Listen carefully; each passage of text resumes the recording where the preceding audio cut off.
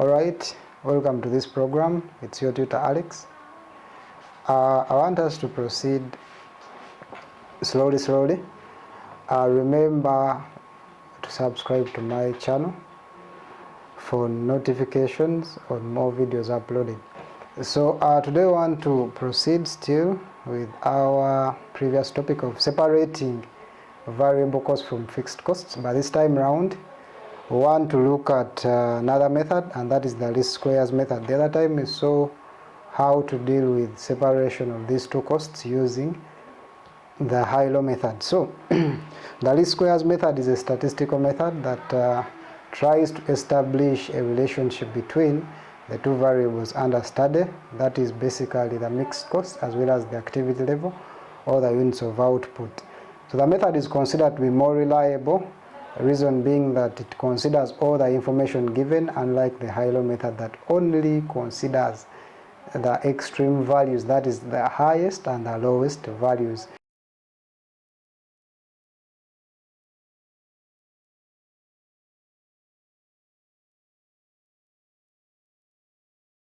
Alright, so about that technical problem. So according to this method, we need to define the variables, that is the independent and the dependent variable. So if you find that the dependent variable is that variable that depends on the other. So you find that when we talk about the dependent here, we mean costs, because costs depend on the level of what? Level of output. So the more we produce, the more costs we incur. So meaning the mixed costs or the total costs are denoted by Y to represent the dependent. Then the output level or the activity level is normally an independent variable and related to be represented by X. So X represents the independent and then Y represents the dependent variable. So according to this technique or method, the total cost function is given by the regression line, the regression equation of a straight line, and that is Y equals to A plus BX.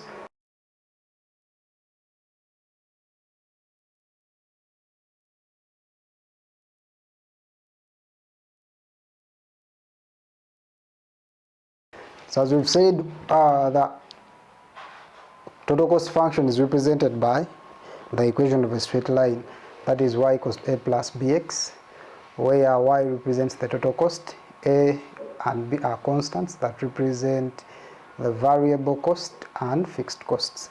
So we find that A represents the fixed costs, and then B, the gradient of the equation, represents the variable cost per unit. X represents the activity level or the level of output. And we find that A and B are constants, which are obtained using the approach, using the formulas below under the least squares approach. So we find that A is given by the formula below, that is summation Y over N minus B summation X over N. And then B is given by that formula, N summation xy minus summation x times summation y all over N summation x squared minus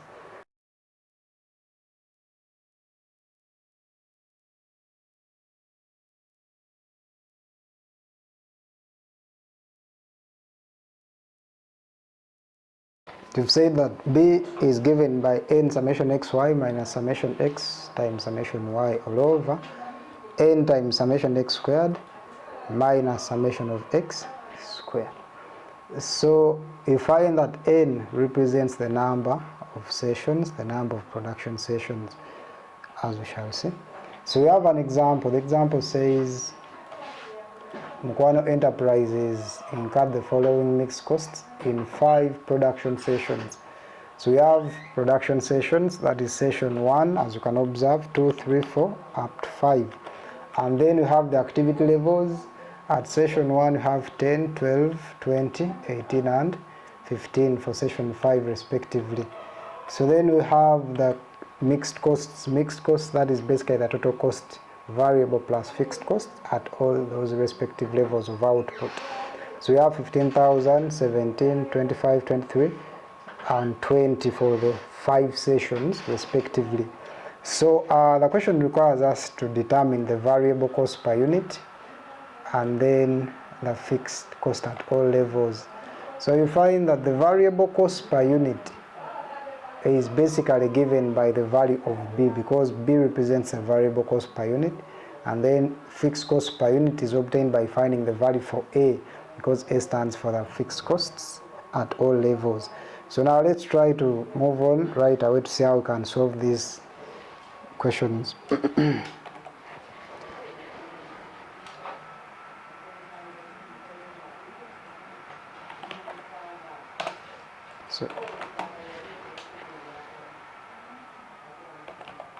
So we are determining the variable cost per unit. So we said that to determine the variable cost per unit, we simply find the value for B. So note, to determine the variable cost per unit, we need to find the value for B, since it represents the variable cost per unit. So now we are going to look for the value for B, that is using the formula below.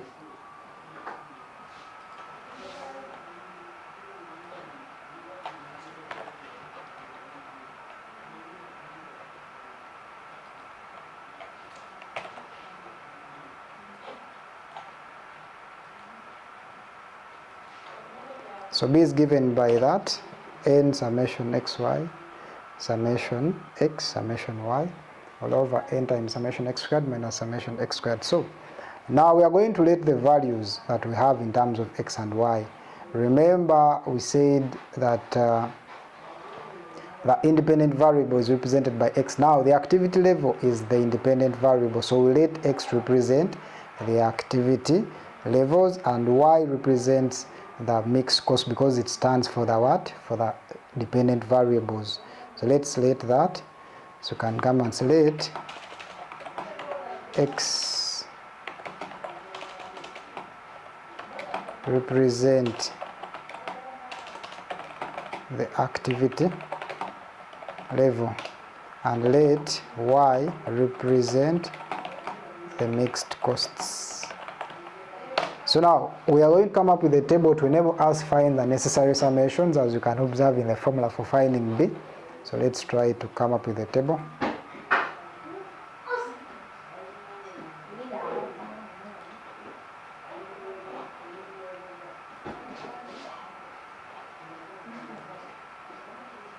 So we need x column, we need y column, xy,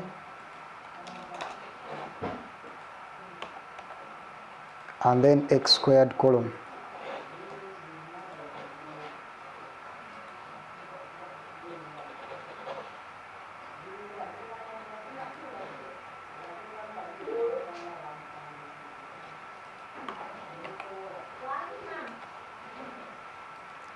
So now we are going to enter the values of x, y respectively, x and y respectively. So remember,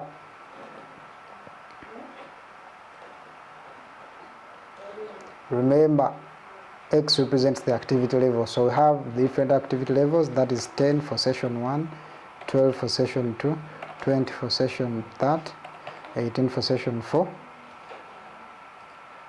and then 15 for session 5.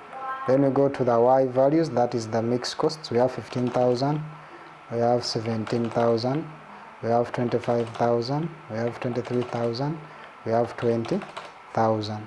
So now for us to find xy, we need,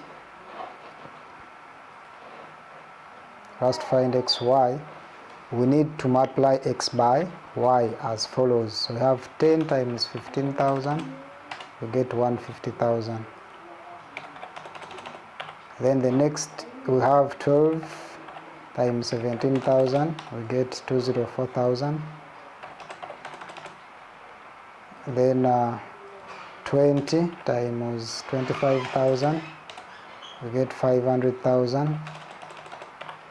And then we do have 18 times 23,000, we get 414,000.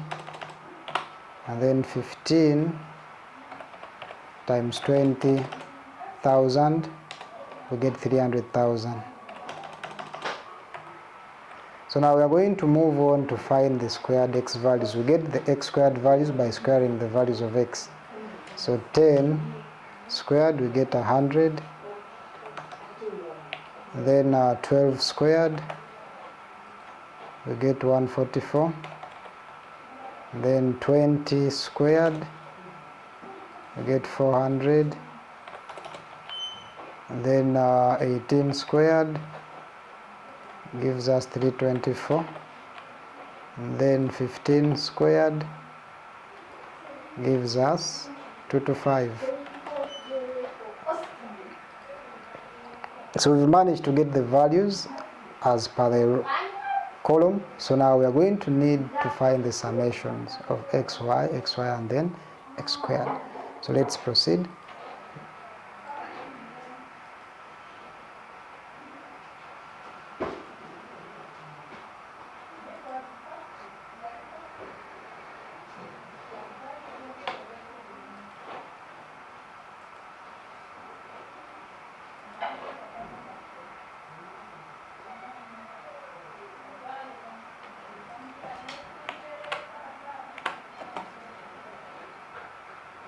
So let's find summation x. So we shall have 10 plus 12 plus 20 plus 18 plus 15, giving us a total of 75.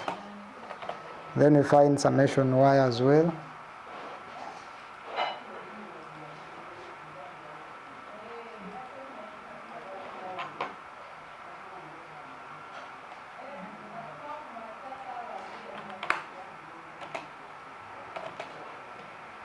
Summation y, so we sum up the y values, that is 15,000 plus 17,000 plus 25,000 plus 23,000 plus 20,000, giving us 100,000. So that is summation y. Then we come to summation xy.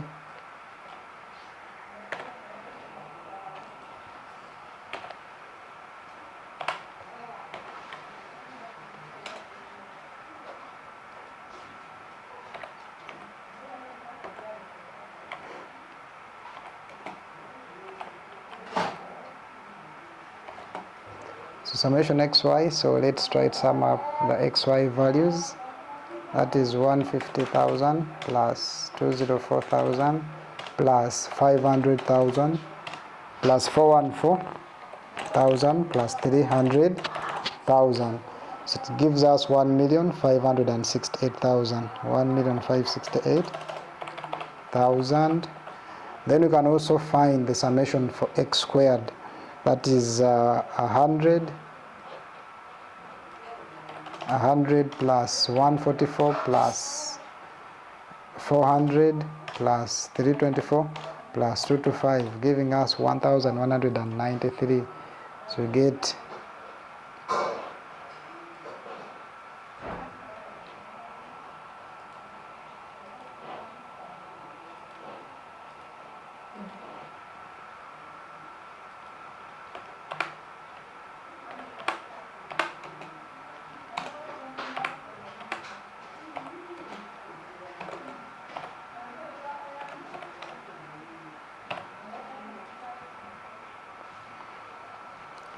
so that is our necessary summation. So now we are then now going to find the value for b, given that we now have the necessary summations.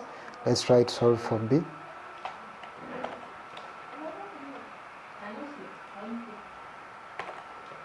So b is given as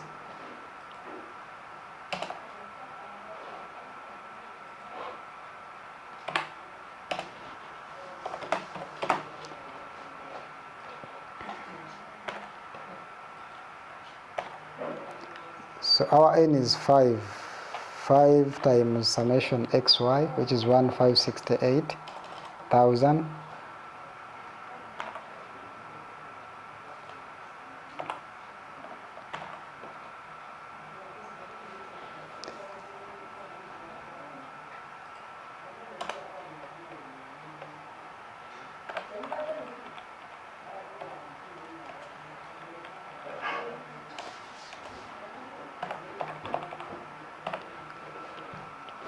So then time was summation x minus summation x, which is 75, times summation y, which is 100,000. So all over n summation n, which is 5, times summation x squared. Summation x squared is 1,193.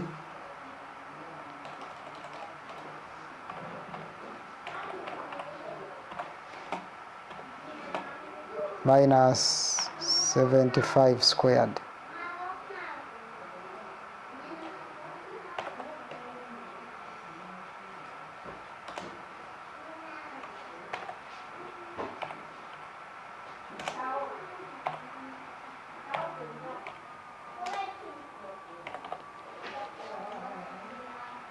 So carry on.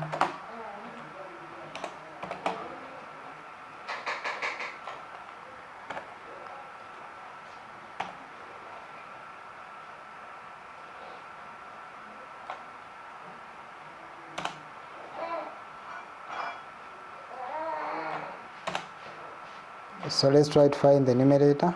5 times 1,568,000. We get 7,840,000. Minus 75 times 100,000. We get 7,500,000. Over 5 times 1193. 5 times 1193. We get 5,965. 5,965 minus 75 squared. 75 times 75, we get 5,625. So now let's try to find the differences. Let's try to find the differences. So 7,840,000 minus 7,500,000, we get 340,000. 340,000 over the difference in the denominator, that is 5,965 minus 5,625, we get 340.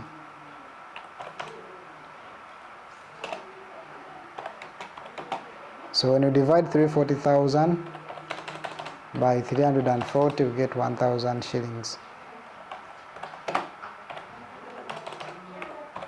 1,000 shillings. So B, the value of B happens to be 1,000 shillings. But remember, B represents the variable cost per unit. So in our conclusion, therefore, the variable cost per unit is shillings 1,000.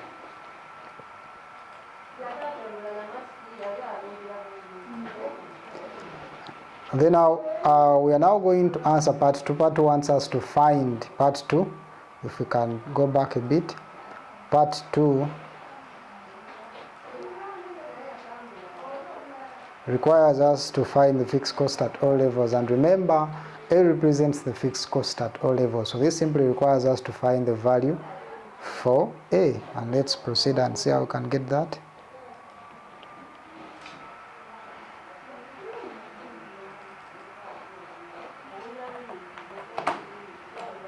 Fixed costs at all levels.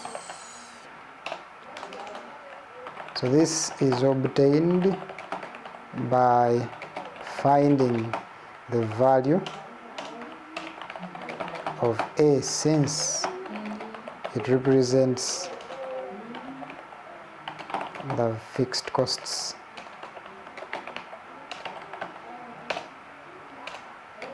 And this is as follows.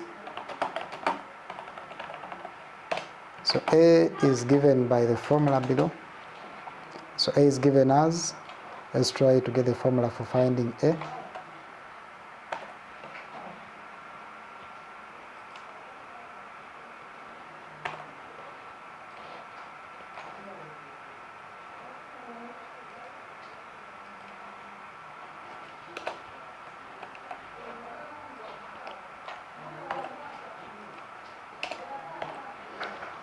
So when you try to look at our summations, what is summation y? So summation y is 100,000.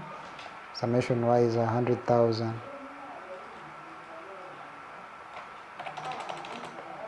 And then our n is the number of sessions, which is 5.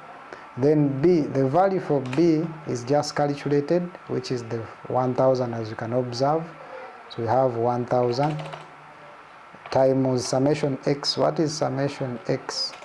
Summation x, when you go back to the table, summation x is 75, as you can observe. So times 75 over n. Our n remains as 5. So here we go.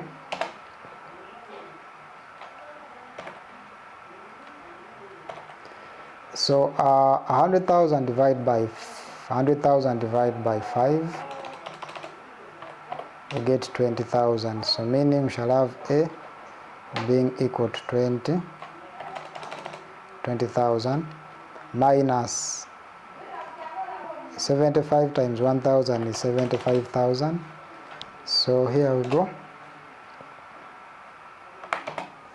Our A would be equal to 20,000 minus, so 75,000 divided by 5 rather, we get 15,000. So meaning the difference is 5,000 shillings. 5,000 shillings. So the value for A happens to be 5,000 shillings. What does this imply? If we are to conclude, thus the fixed cost at all levels is 5,000 shillings. The fixed cost at all levels is 5,000 shillings. So that is our fixed cost at all levels. So we've managed to answer part 2 as well. So let's try to proceed with our handout shortly, and then we wind up our video.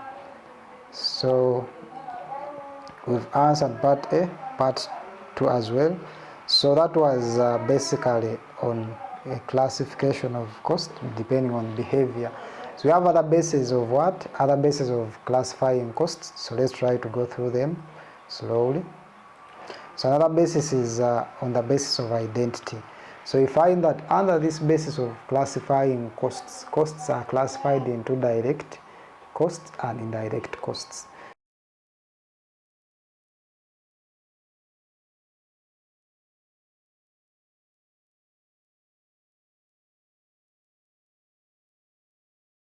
So we are saying that direct costs are those which can be traced to a particular unit of output. So meaning that you find that with direct costs, you can easily tell that such and such a cost was incurred because of this and this unit of output. So you find that, let's say, if we want to make a stool and we buy the timber to make one stool, so you're going to find that the cost that we've incurred to acquire that timber to make that one stool is considered to be a direct cost, reason being it is traced to that particular stool. Whereas indirect costs are those costs which cannot be traced to a particular unit of output. So you find that it is a cost that is shared between two or more products or units of output. So for example, if you're still making stools in a carpentry shop and then you buy a tin of varnish, so if you use one tin of varnish to varnish 10 stools, then you find that that is an indirect cost. You cannot tell how much was consumed by this tool and how much was consumed by the other stool. So you find that according to this basis, they are classified according to their level of traceability. Then we have on another basis, that is on the basis of normality. So when under the production process, we have costs which are classified into normal cost and abnormal costs. So you find that the normal costs are the expected costs to be incurred. They are planned for costs that when you want to produce a stool, you know that you will have to buy furniture or timber of this much, you have to buy maybe varnish of this much, so you expect to incur such costs. But when it comes to abnormal costs, they are never planned for. They are sudden, unexpected costs that are incurred in the process of producing a given unit of output. For example, if you're transporting maybe raw materials from site A to site B and the vehicle gets a mechanical problem whereby you need to incur repair costs for it to proceed with the journey, you're going to find that repair expenses are unplanned for because you never budgeted for it. You never expected that the vehicle will get a mechanical problem. So those are abnormal costs. So in this case, costs are classified into normal and abnormal costs. Then we have another basis. Costs can be classified on the basis of time. So in this case, costs are classified into historical costs and then predetermined costs. So when we talk about historical costs, these are basically costs ascertained after they have been incurred, and such costs are available only when the production of a particular activity has already been done. So meaning historical costs can be expired costs that have already been incurred.